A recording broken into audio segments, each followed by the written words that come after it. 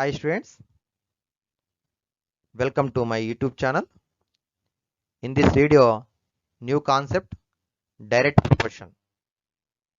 In the previous video, we learn unitary method to find the amount of cost.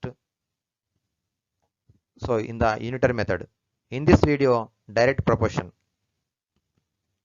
Okay, observe the examples.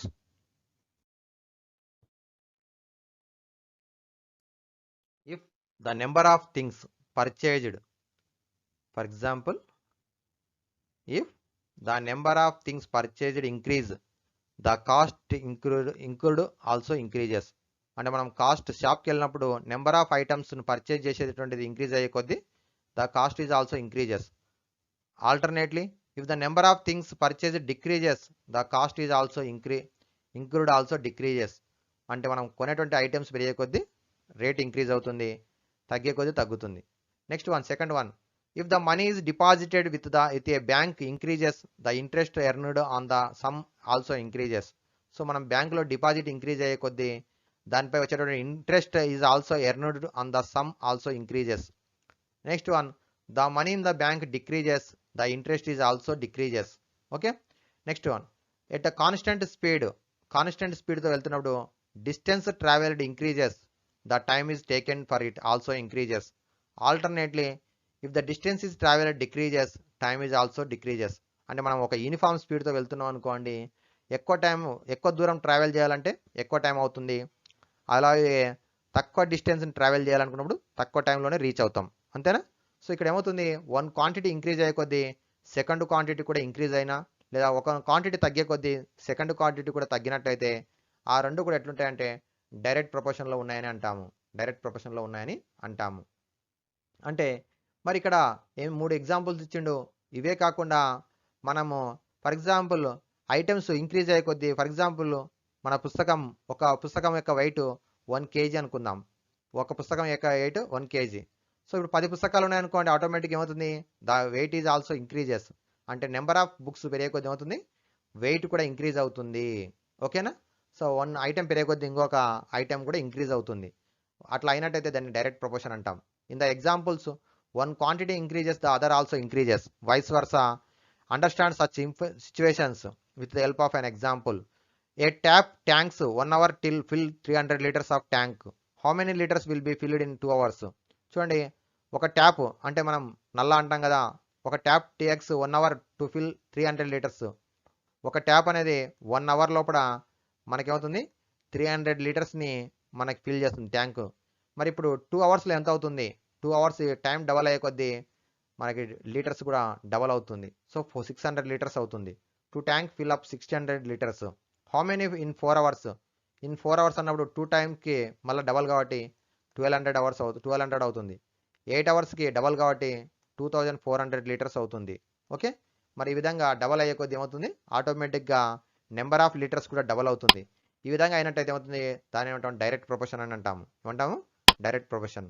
అప్పుడు ఇక్కడ 1 hour ఉన్నప్పుడు 300, 2 hours 600, 4కి 1200, 8కి 2400. అంటే ఏమవుతుంది, ఇక్కడ 8 times ఇంక్రీజ్ అయితే ఇక్కడ కూడా 8 times ఇంక్రీజ్ అయింది. 4 times అయితే 4 times అవుతుంది. 2 times అయితే 2 times అవుతుంది. In the time taken increases the quantity of water will also increases such that the ratio of the time taken and the ratio of the quantity filled is same. The ratio of time is equal to ratio of the quantity filled in the same. Thus we time taken doubles the quantity filled also double.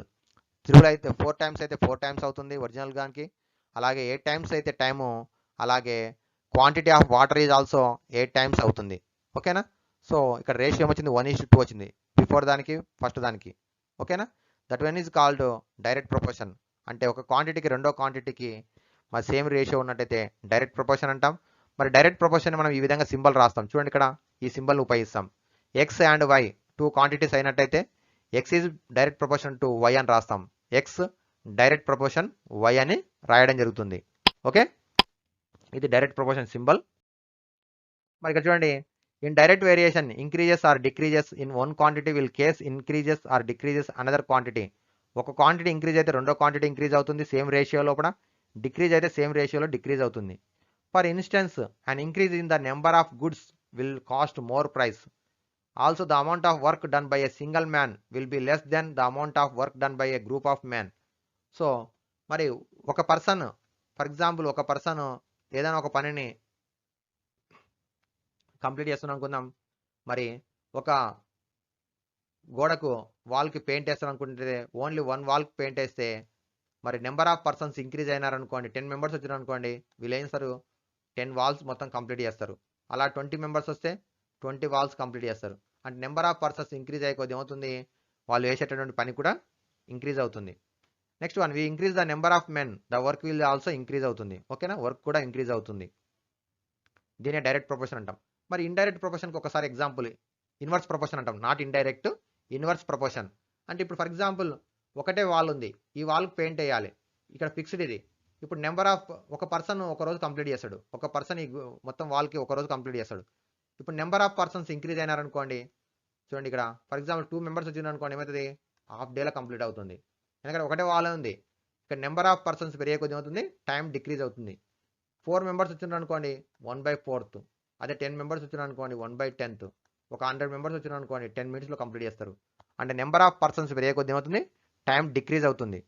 అంటే దీని ఏమంటామంటే inverse proportion అంటాం. ఏమంటాము, inverse proportion. అలాగే for example మనము distance is fixed, distance is fixed. Okay, అంటే ఎలాగంటే మన ఇంటి నుంచి స్కూల్కి A is the school, B is the house. ఇప్పుడు ఏ నుంచి బికు distance is same, daily distance is same.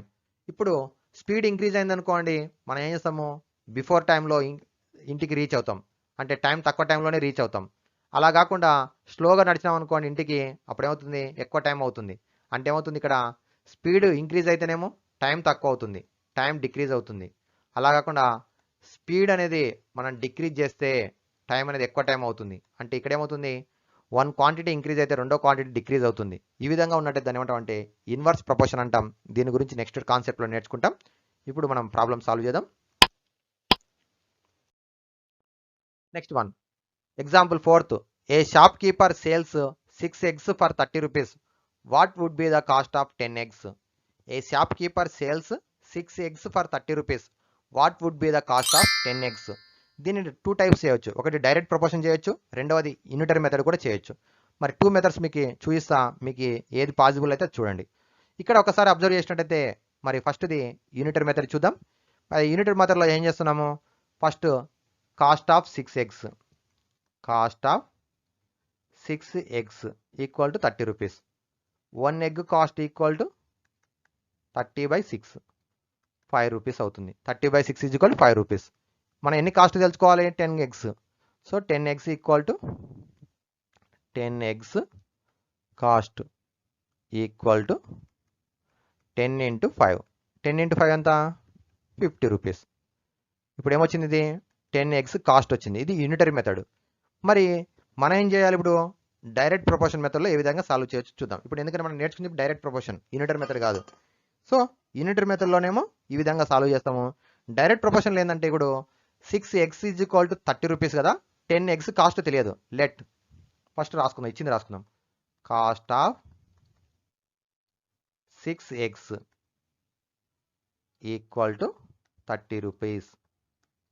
Let మరి 10 eggs యొక్క కాస్ట్ తెలియదు కాబట్టి let cost of 10 eggs, cost of 10 eggs equal to x rupees అనుకుందాం.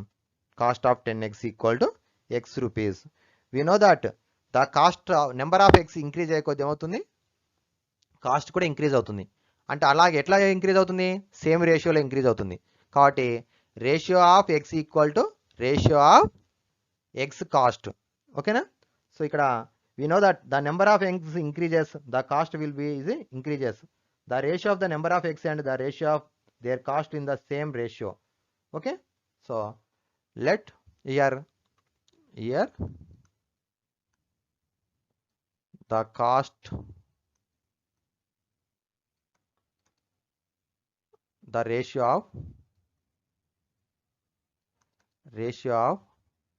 cost of eggs, ratio of cost of, sorry మొత్తం తీసేసి రాస్తా,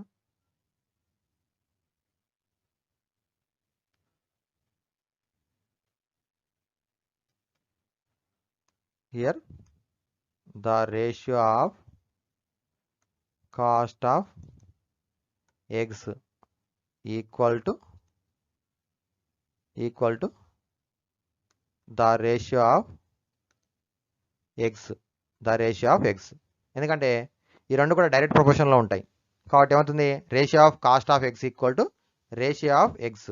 మరి కాస్ట్ ఏమనుకున్నాము 30 rupees is to X 30 rupees is to X equal to 30 rupees దేనికి 6 ఎగ్స్కు X అనేది దేనికి 10 రూపీస్ 10 ఎగ్స్కు. So 30 is to X is equal to 6 is to 10. మరి ఇప్పుడు ఒకసారి బాగా అబ్జర్వ్ చేస్తే మనం ప్రపోర్షన్లో నేర్చుకున్నాం 2 రేషియోస్ ఈక్వల్ అయినట్టయితే దట్ ఈజ్ కాల్డ్ ప్రపోర్షన్. ఎప్పుడైతే ప్రపోర్షన్లో ఉన్నాయో product of extremes equal to product of means. Product of extremes is equal to product of means అంటే ఏమవుతుంది 6 into X equal to 30 into 10. Product of extremes equal to product of means. Means అంటే 6 into X 30 into 10. మనకి X కావాలి కాబట్టి ఎక్స్ని 6 multiply చేస్తుంది కాబట్టి right side వస్తే divide అవుతుంది. సో 30 ఇంటూ 10 బై 6 6 1 జా 6 5 జా 5 10 జా 50. So therefore the cost of 10 eggs equal to 50 rupees. The cost of 10 eggs equal to 50 rupees. ఓకేనా స్టూడెంట్స్, ఈ విధంగా డైరెక్ట్ ప్రపోర్షన్లో ఈ విధంగా సాల్వ్ చేస్తాం. ఫస్ట్ కాస్ట్ ఆఫ్ 6 eggs రాసుకున్నాం. Let the cost of 10 eggs తెలియదు కాబట్టి ఎక్స్ అనుకున్నాం. We know that number of eggs is increases the cost is also increases. So therefore these two are in the cost eggs and rate is direct proportion. So the ratio of cost of eggs equal to the ratio of eggs అవుతుంది. ఈ విధంగా రాసుకుంటాం. మరి direct ప్రపోర్షన్లో అన్నప్పుడు మనకి ఇక్కడ ప్రపోర్షన్లో ఉన్నాయి కాబట్టి so product of extremes is equal to product of means formula ప్రకారం సాల్వ్ చేస్తున్నాం. ఓకేనా, సేమ్ వచ్చింది ఆన్సర్ చూసుకోండి ఒకసారి 50 రూపీస్. సో ఇదేమో యూనిటరీ మెథడ్, ఇదేమో మనకి డైరెక్ట్ ప్రపోర్షన్ మెథడ్. నెక్స్ట్ ఇంకోటి చూద్దాం. Example 5th 20 kgs of rice is needed for a family members 4. How many kgs of rice will be required if the number of members in the house increases to 10. చూడండి, మనకి ఒక ఇంట్లో 4 members ఉన్నట్లయితే 20 kgs of rice అనేది needed అవసరం అవుతుంది. ఇప్పుడు ఒకవేళ 10 మెంబర్స్కి ఇంక్రీజ్ అయినట్టయితే మనకేమవుతుంది, ఎంత రైస్ అవసరం అవుతుంది. మరి ఇక్కడ కూడా మనం గుర్తుపట్టాల్సింది ఏంటంటే let the number of rice increases to members 10 members అయినప్పుడు required rice is equal to X అనుకుందాం. మరి ఇక్కడ నెంబర్ ఆఫ్ పర్సన్స్ ఇంక్రీజ్ అయ్యే కొద్దీ cost number of rice is also required increase అవుతుంది. So therefore this two are the direct proportion. ఓకేనా, number of persons పెరిగే కొద్దీ రైస్ రిక్వైర్డ్ కూడా పెరుగుతుంది కాబట్టి డైరెక్ట్ ప్రపోర్షన్లో ఉంటాయి. కాబట్టి solutions రాసుకుందాం.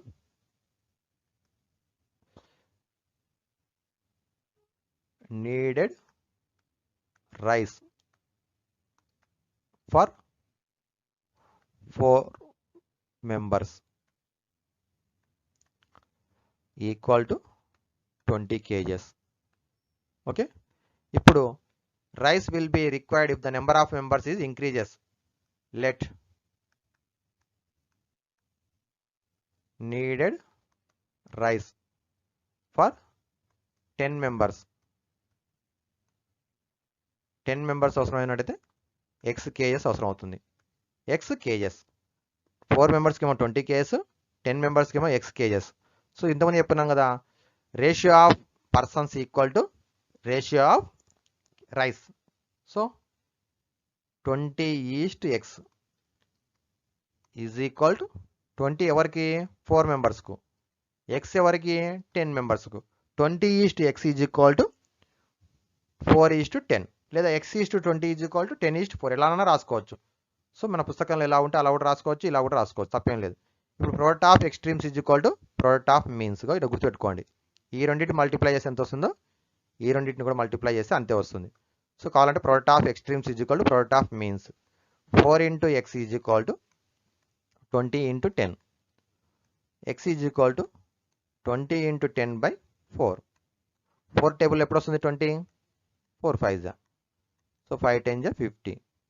There four required or needed rice equal to 50 kgs. ఓకేనా students? Required rice is equal to 50 kgs. ఈ విధంగా మనము 2 ప్రాబ్లమ్స్ సాల్వ్ చేయడం జరిగింది. అలాగే డైరెక్ట్ ప్రపోర్షన్ గురించి నేర్చుకోవడం జరిగింది. నెక్స్ట్ వీడియోలో కూడా ఎగ్జాంపుల్ 6th అండ్ 7th ప్రాబ్లమ్ని ఏ విధంగా సాల్వ్ చేయొచ్చో నేర్చుకుందాం. Thank you students. Like, share and subscribe my YouTube channel.